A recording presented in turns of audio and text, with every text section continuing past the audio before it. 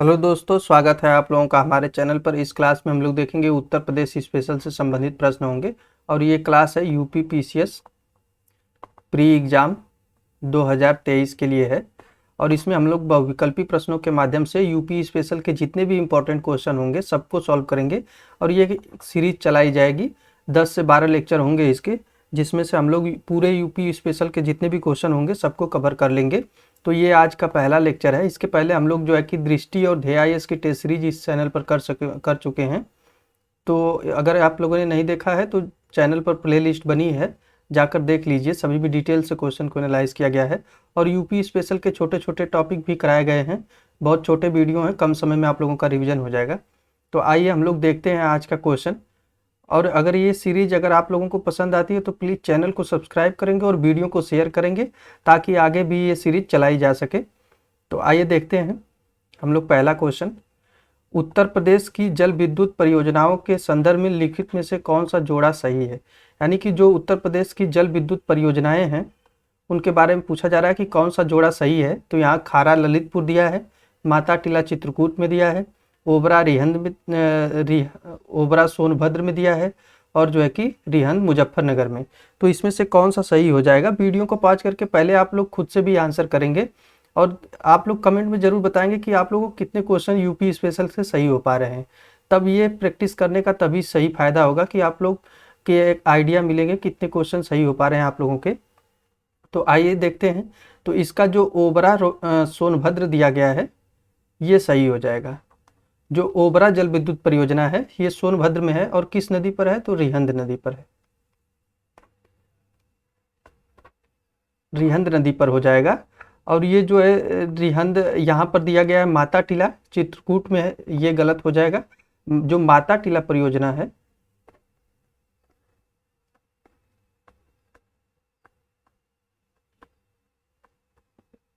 ये जो है कि बेतवा नदी पर है। और जिला कौन सा है, जिला है ललितपुर। ललितपुर हो जाएगा। तो ये माता टीला परियोजना कई बार एग्जाम में पूछा गया है। और ये जो माता टीला परियोजना है ये यूपी प्लस एमपी की संयुक्त परियोजना है। ये भी कई बार एग्जाम में पूछा गया है, तो आप लोग इसको ज़रूर नोट करेंगे। तो यही फायदा होगा वीडियो देखने का कि हम लोग एक क्वेश्चन से पूरे टॉपिक का रिवीजन करेंगे। तो आप लोग इस सीरीज को देखिए, पूरे 10 से 12 लेक्चर में हम लोग पूरे यूपी स्पेशल को जो है कि कवर कर लेंगे। 8-10 दिन में हो जाएगा, एग्जाम से पहले पूरे टॉपिक का यहाँ पर रिवीजन हो जाएगा। और ये जो रिहंद जल विद्युत परियोजना दिया गया है, और ये जो है कि रिहंद जल विद्युत परियोजना रिहंद नदी पर ही है। नदी के नाम पर ही परियोजना का नाम रखा गया है, रिहंद नदी पर। और जो है कि ये कहाँ पर है, तो ये भी सोनभद्र में ही है। ये भी सोनभद्र में ही है। तो इस प्रकार इसका जो है कि सी ऑप्शन सही हो जाएगा। आइए अगले क्वेश्चन पर चलते हैं हम लोग। अगला क्वेश्चन दिया है कि कान्यकुब्ज किसका प्राचीन नाम था।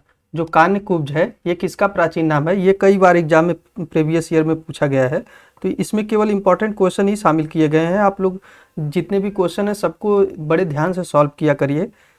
आइए देखते हैं। तो जो यहाँ पर दिया है कान्यकुब्ज किसका प्राचीन नाम है, तो इसमें ऑप्शन दिया है अयोध्या, कन्नौज, श्रावस्ती और कौशाम्बी। तो ये कन्नौज का प्राचीन नाम है। प्राचीन समय में कन्नौज को कान्यकुब्ज कहा जाता था। जैसा कि प्राचीन समय में जो है कि यहाँ पर हर्षवर्धन ने शासन किया था, हर्षवर्धन की राजधानी भी थी ये, और बहुत ही महत्वपूर्ण स्थान था ये मध्यकालीन समय में। मध्यकालीन समय में कन्नौज के लिए एक त्रिपक्षीय संघर्ष भी हुआ था। त्रिपक्षीय संघर्ष हुआ था जिसमें कौन कौन से थे, तो प्रतिहार, पाल और राष्ट्रकूट। इन तीनों लोगों ने लगभग जो है कि 200 वर्षों तक युद्ध किया इसके लिए, इस पर कब्जा करने के लिए। व्यापारिक रूप से रेशम मार्ग में ये पड़ता था, तो ये बहुत ही इंपॉर्टेंट हो जाता था किसी भी राजा के लिए। तो यहाँ पे 200 वर्षों तक युद्ध चला जिसमें जो है कि प्रतिहार विजयी हुए थे। तो यहाँ पे जो है कि कन्नौज का पुराना नाम कान्यकुब्ज था। आइए देखते हैं अगला क्वेश्चन। अगला क्वेश्चन दिया है कि आर्यभट्ट नक्षत्रशाला प्रदेश में कहाँ पर स्थापित की गई है? तो जो आर्यभट्ट नक्षत्रशाला है प्रदेश में कहाँ पर स्थापित की गई है, तो उसी के बारे में पूछा जा रहा है। तो यहाँ पर ऑप्शन दिया है रामपुर, लखनऊ, गोरखपुर और प्रयागराज। इसका सही आंसर क्या हो जाएगा? वीडियो को पॉज करके आप लोग खुद से भी पहले आंसर करते रहें। तो इसका सही आंसर क्या हो जाएगा? जो आर्यभट्ट नक्षत्रशाला है ये है रामपुर में। रामपुर इसका सही आंसर हो जाएगा। और ये जो है कि डिजिटल लेजर तकनीकी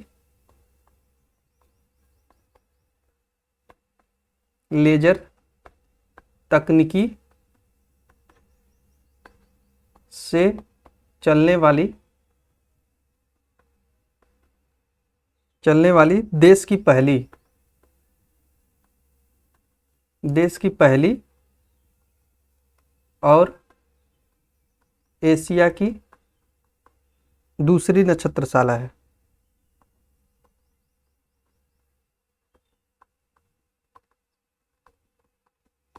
दूसरी नक्षत्रशाला है, यानी कि जो रामपुर में है आर्यभट्ट नक्षत्रशाला, ये डिजिटल लेजर तकनीकी से चलने वाली पूरे भारत में पहली है और एशिया में दूसरी नक्षत्रशाला है। तो इसका जो है कि ए ऑप्शन सही हो जाएगा। आइए अगले क्वेश्चन पर चलते हैं, देख लेते हैं। थोड़ा जल्दी जल्दी भी हम लोग सॉल्व करने का प्रयास करेंगे ताकि आप लोगों के समय भी ज़्यादा ना लगे और क्वेश्चन भी ज़्यादा सॉल्व हो जाए, क्योंकि एग्ज़ाम के टाइम पे समय की बचत करना बहुत ज़रूरी होता है।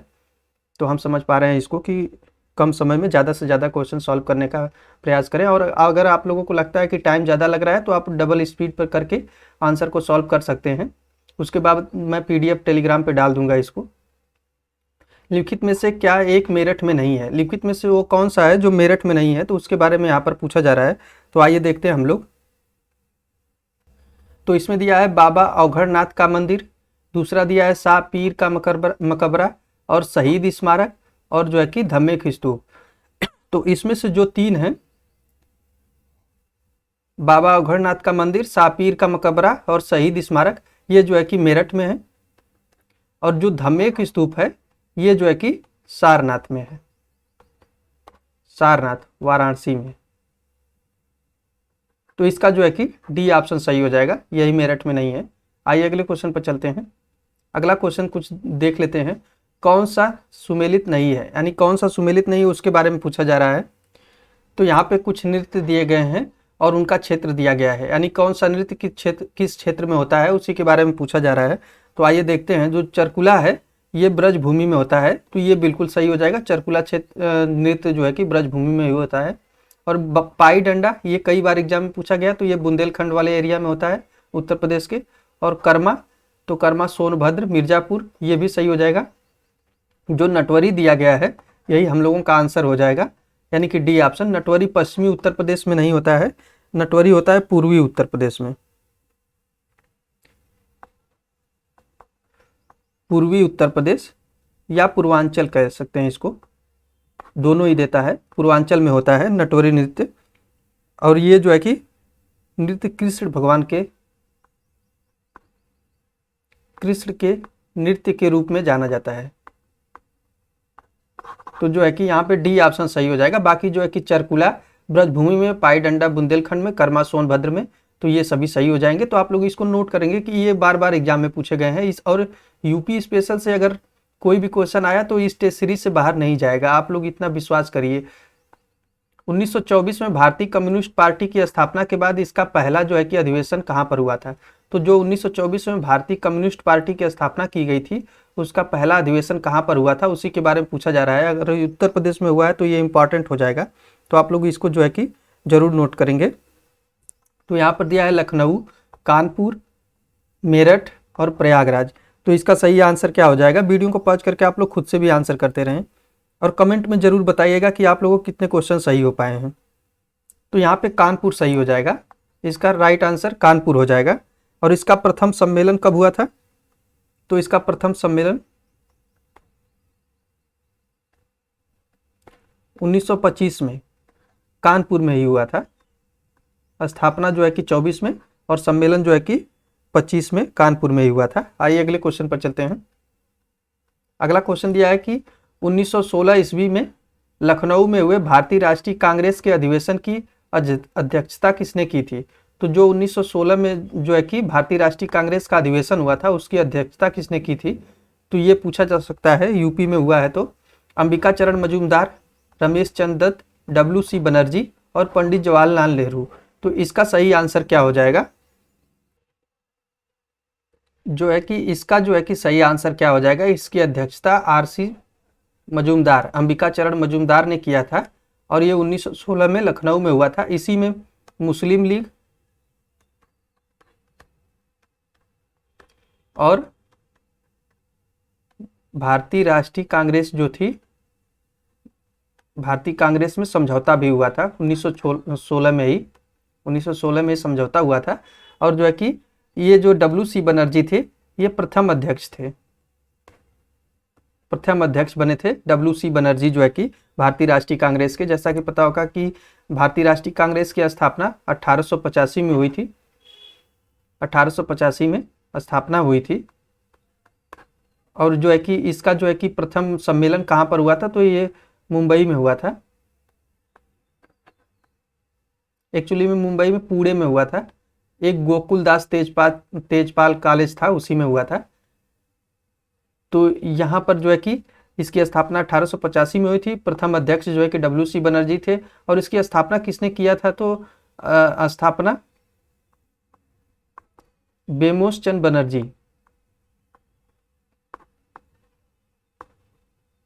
बनर्जी के द्वारा स्थापना किया गया था। यह भी पूछा जा सकता है एग्जाम में।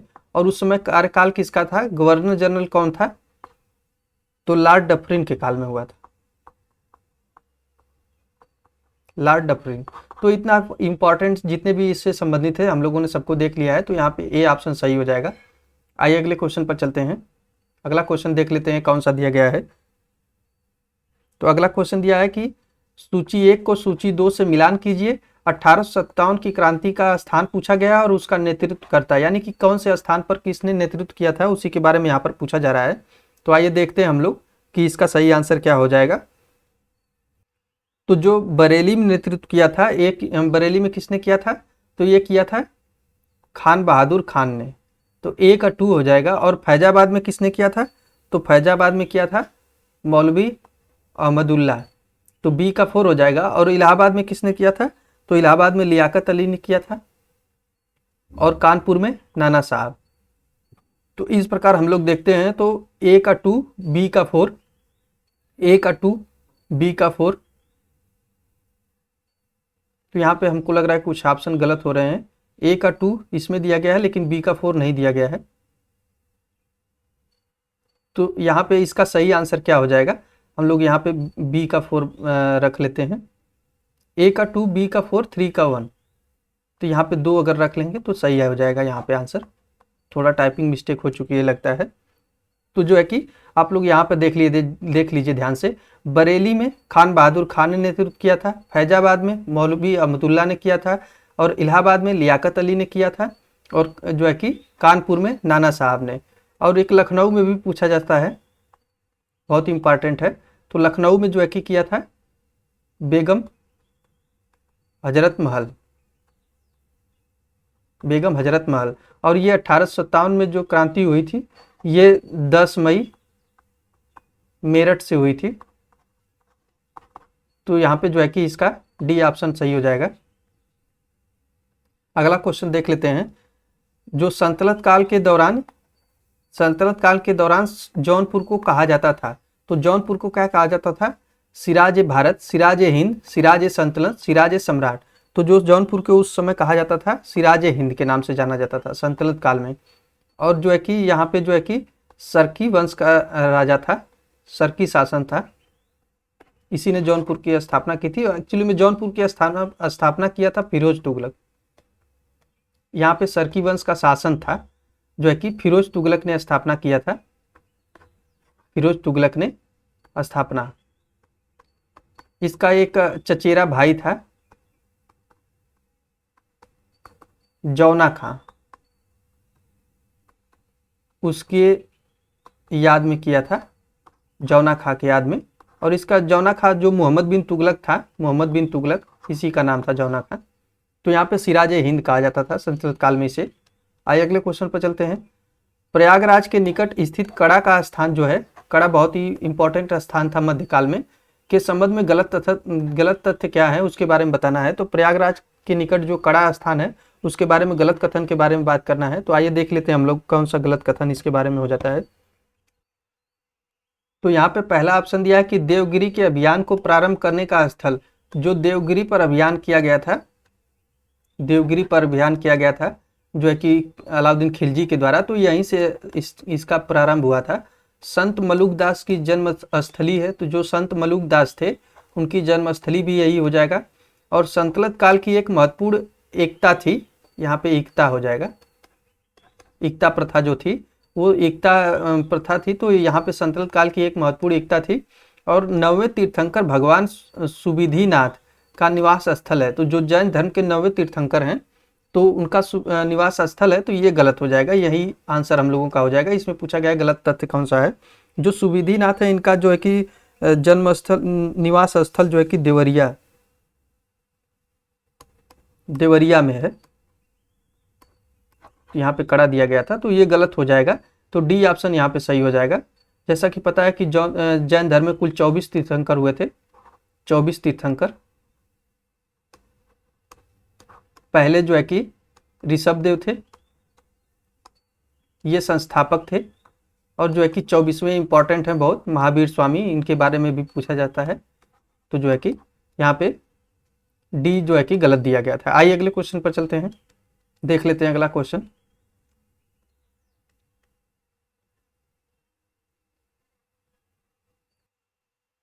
तो अगला क्वेश्चन दिया गया है कि 1803, यहाँ पे 1803 है, 1803 ईस्वी में मराठों को पराजित कर अलीगढ़ और आगरा पर किसने अधिकार कर लिया था। तो 1803 में मराठों को पराजित कर अलीगढ़ और आगरा पर किसने अधिकार किया था। तो यहाँ पे Lord Lake, Lord Hardinge, Lord Minto और इनमें से कोई नहीं। तो इसका सही आंसर क्या हो जाएगा, इसका सही आंसर हो जाएगा लॉर्ड लेक ने 1803 में मराठों को पराजित किया और अलीगढ़ और आगरा पर अधिकार कर लिया। तो जो उत्तर प्रदेश से स्पेशल से संबंधित इतिहास से क्वेश्चन है उनके बारे में भी पूछा जा सकता है, तो आप लोग उत्तर प्रदेश के इतिहास को अच्छे से पढ़ेंगे। और ये वीडियो देखिए, पूरे टेस्ट सीरीज में आप लोगों के पूरे जो है कि यूपी स्पेशल का रिवीजन हो जाएगा।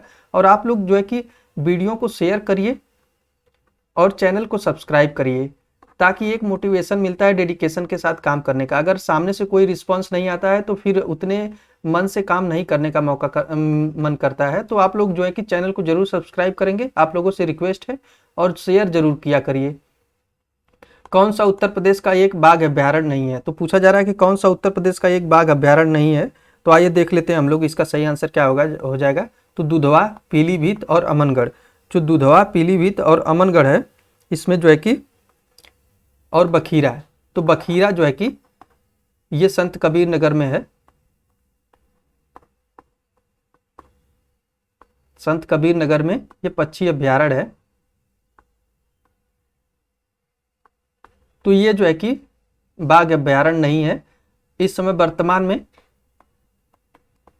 कुल 3 बाघ अभ्यारण्य यूपी में है, दुधवा, पीलीभीत और अमनगढ़। और एक अभी चौथा भी बन रहा है, 2022 में घोषणा की गई है, रानीपुर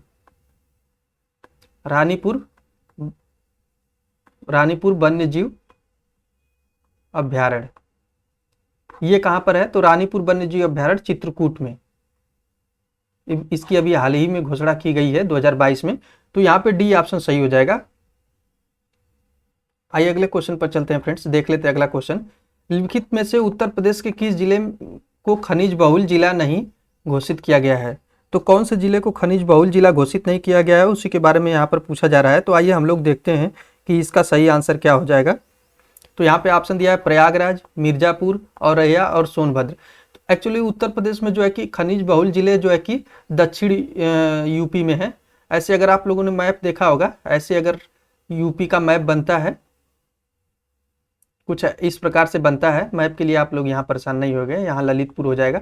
तो इस प्रकार से अगर यूपी का मैप है, तो आप लोग जो देखेंगे, जो इधर के जो जिले हैं पहाड़ी क्षेत्र के, विंध्य वाली पहाड़ी के क्षेत्र के, बुंदेलखंड वाले एरिया में, यहीं पर जो है कि कुछ खनिज पाए जाते हैं। बाकी जो है कि रामगंगा और शारदा नदियों की रेत में कुछ जो है कि खनिज तत्व पाए जाते हैं। तो यहाँ पे ज़्यादातर जो है कि इन्हीं क्षेत्रों में जिले जो हैं वहीं पर खनिज पाया जाता है। तो यहाँ पर प्रयागराज इधर हो जाएगा, प्रयागराज, मिर्जापुर और सोनभद्र, ये सब इधर हो जाएंगे। और इन्हीं क्षेत्रों में जो है कि खनिज बहुल जिला घोषित किया गया है। बाकी जो औरैया जो है ये खनिज जिला नहीं है, तो यहाँ पे जो है कि सी ऑप्शन सही हो जाएगा। और ये प्रयागराज, मिर्जापुर, सोनभद्र और कुछ जिले हो जाएंगे, जैसे हमीरपुर हो जाएगा, जालौन हो जाएगा, महोबा हो जाएगा, चित्रकूट हो जाएगा, चित्रकूट, सोनभद्र, बांदा हो जाएगा, मिर्जापुर हो गया, मिर्जापुर तो ऑप्शन में ही दिया गया है। तो ये सभी जिले जो है कि झांसी हो जाएगा, जो इस पहाड़ी एरिया में है, यहीं पर खनिज पाए जाते हैं। बाकी इन जिलों में खनिज नहीं पाए जाते, यहाँ पर कृषि कार्य होता है मुख्यतः। तो यहाँ पे सी ऑप्शन सही हो जाएगा। आइए देख लेते हैं अगले क्वेश्चन। तो फ्रेंड्स, यही वीडियो देखने का फायदा है कि जो है कि आप लोगों के पूरे यूपी स्पेशल का रिवीजन होना है। इसमें क्वेश्चन तो कम होंगे, लेकिन डिटेल से हम लोग इसमें रिवीजन करेंगे। आइए देखते हैं, उत्तर प्रदेश में कहाँ पर रॉक फास्फेट के भंडार पाए जाते हैं। तो रॉक फास्फेट के भंडार कहाँ पर पाए जाते हैं?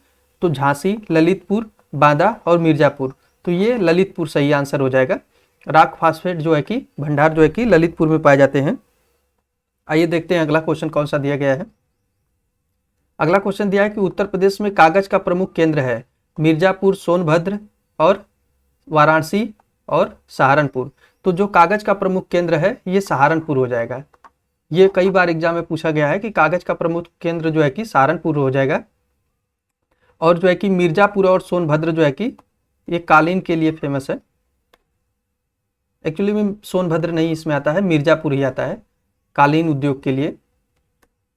वाराणसी में भी कभी थोड़ा बहुत कालीन से संबंधित कार्य होता है, तो ये भी पूछ लेता है। अगर वाराणसी भी ऑप्शन में रहे तो आप लोग इसको भी सही मानेंगे, लेकिन मिर्जापुर जो है कि प्रथम स्थान पर आता है।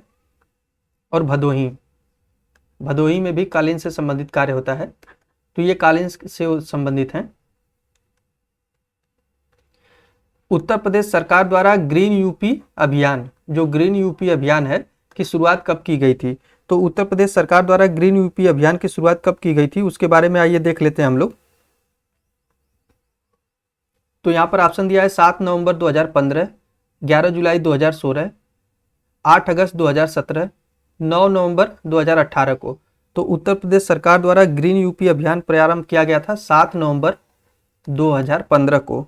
ग्रीन यूपी अभियान प्रारंभ किया गया था 2015 को। इसमें करना क्या था? तो पौधे लगाना था,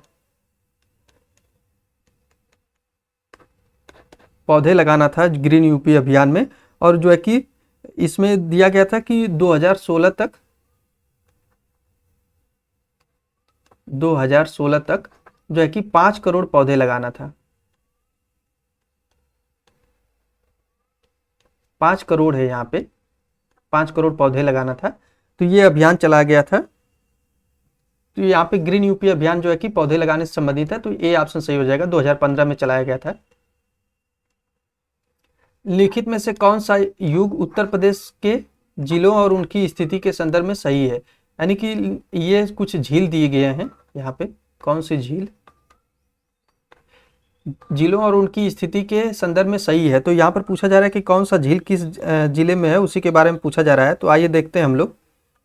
तो जो यहाँ पे कीठम, सुर सरोवर बलिया, गौर झील लखनऊ, चितौरा झील गोरखपुर और बल्हापारा कानपुर। तो इसमें से पूछा जा रहा है कि कौन सा सही हो जाएगा, उसके बारे में हम लोगों को बताना है।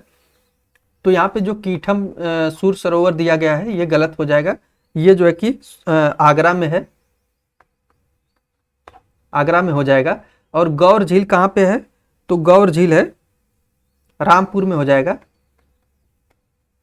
रामपुर में। और चितौरा झील बहराइच में हो जाएगा, बहराइच में। और बाकी जो बल्हापारा झील दिया है ये सही सुमेलित है, तो यहाँ पे कानपुर सही हो जाएगा। डी ऑप्शन सही हो जाएगा। आइए देख लेते हैं अगला क्वेश्चन। भारत में सर्वप्रथम हवाई डाक सेवा 1911 को 18 फरवरी को कहाँ से कहाँ के मध्य प्रारंभ की गई थी? तो ये जो है कि कई बार एग्जाम में पूछा गया है, ज़्यादातर लोगों को पता होगा। तो इलाहाबाद से जो है कि नैनी के मध्य, दोनों इलाहाबाद के ही शहर हैं। एक्चुअली में नदी के एक इस पार है, एक उस पार है। तो इलाहाबाद से नैनी तक ऑप्शन में दिया रहता है, तो इसका जो है कि बी ऑप्शन सही हो जाएगा। आइए अगले क्वेश्चन पर चलते हैं हम लोग। देश का सबसे बड़ा मार्ग जो है कि राष्ट्रीय जलमार्ग संख्या 1, जो राष्ट्रीय जलमार्ग संख्या 1 है ये किस स्थान से हल्दिया तक विस्तृत है? तो जो गंगा नदी पर बनाया गया है, गंगा नदी पर है, प्रयागराज से हल्दिया तक है, राष्ट्रीय जलमार्ग संख्या 1 है। तो ए ऑप्शन यहाँ पे सही हो जाएगा। एक्चुअली में जो राष्ट्रीय जलमार्ग संख्या 1 है, ये कुल लंबाई इसकी कितनी है? कुल लंबाई है 1680 किलोमीटर है। और जो है कि ये कब घोषित किया गया था? कब घोषित किया गया? जो नेशनल वाटरवे है 1, ये घोषित किया गया था 1986 में। तो ये भी कई बार एग्जाम में पूछा गया है, तो इन सभी फैक्ट को आप लोग नोट कर लेंगे। अगर नोट नहीं कर पा रहे हैं तो यहाँ से एक स्क्रीनशॉट ले लिया करिए। बाकी अगर मैं पीडीएफ टेलीग्राम पे डालूंगा तो वहाँ पे आंसर नहीं होंगे, केवल क्वेश्चन ही होंगे, तो कोई फायदा होने वाला नहीं है। आप लोग स्क्रीनशॉट ले लिया करिए। और अगर टाइम का ज़्यादा इशू है तो आप लोग डबल स्पीड पर देखिए, लेकिन क्वेश्चन को जरूर सॉल्व किया करिए। इसमें जितने भी क्वेश्चन इंपॉर्टेंट दिए गए हैं सभी इंपॉर्टेंट है, कोई भी ऐसा क्वेश्चन नहीं है जो फालतू है। निम्नलिखित में से किस देश के साथ उत्तर प्रदेश की अंतर्राष्ट्रीय सीमा लगती है? तो वो कौन सा देश है जो उत्तर प्रदेश की अंतर्राष्ट्रीय सीमा लगती है, उसके बारे में पूछा जा रहा है। तो यहाँ पे दिया है चीन, पाकिस्तान, नेपाल और बांग्लादेश। तो इसका सही आंसर क्या हो जाएगा? तो इसका सही आंसर हो जाएगा नेपाल। जो नेपाल है केवल एक ऐसा देश है जिसकी सीमा उत्तर प्रदेश से लगती है। जैसा कि पता है कि यूपी की सीमा कुल राज्यों से, तो कितने राज्य हैं जिसमें जो है कि 8 + 1 राज्य से लगती है। एक दिल्ली जो है 8 राज्य, एक केंद्र शासित, तो कुल 9 राज्यों से लगती है। 9 राज्य से, 90 नहीं है, और 9 राज्यों से लगती है। और जो है कि एक देश से, नेपाल से लगती है। तो नेपाल से सटे जिलों की जो कौन कौन से जिले हैं उनके बारे में भी पूछ लेता है। तो कुल 7 जिले हैं, कुल 7 जिलों से सटा हुआ है नेपाल, उनके बारे में जरूर पूछा जाता है। तो हम लोग देख लेते हैं यहाँ पे।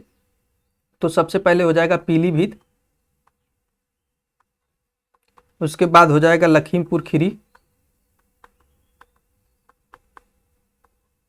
उसके बाद आ जाएगा बहराइच, उसके बाद आ जाएगा श्रावस्ती, बलरामपुर और जो है कि सिद्धार्थनगर।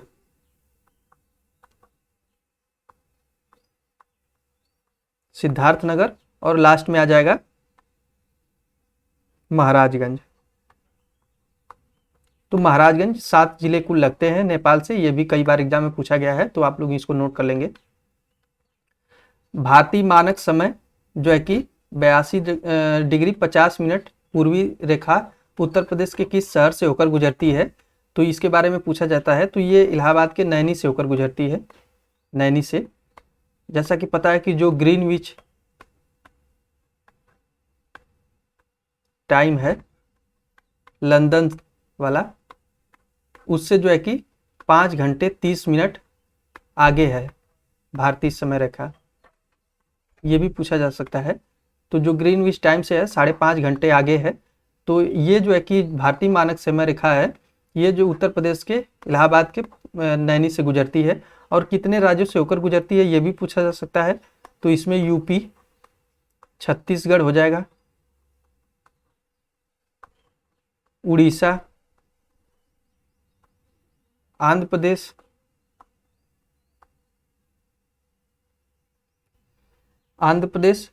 यूपी, छत्तीसगढ़, उड़ीसा, आंध्र प्रदेश और मध्य प्रदेश। तो कुल 5 राज्यों से होकर गुजरती है। ये भी कई बार एग्जाम में पूछा गया है, तो आप लोग इसको नोट करेंगे। तो यहाँ पे ए ऑप्शन सही हो जाएगा। अगला क्वेश्चन देख लेते हैं। दक्षिण भारत का मानचेस्टर कोयम्बटूर को कहा जाता है। तो उत्तर भारत का मानचेस्टर पूछा गया है। ये कई बार एग्जाम में पूछा जा सकता है, पूछा भी गया है और पूछा भी जाएगा आगे। तो इसे उत्तर भारत का मानचेस्टर कानपुर को कहा जाता है। तो बी ऑप्शन सही हो जाएगा। और दक्षिण भारत का मानचेस्टर जो है कि कोयम्बटूर को कहा जाता है। और भारत का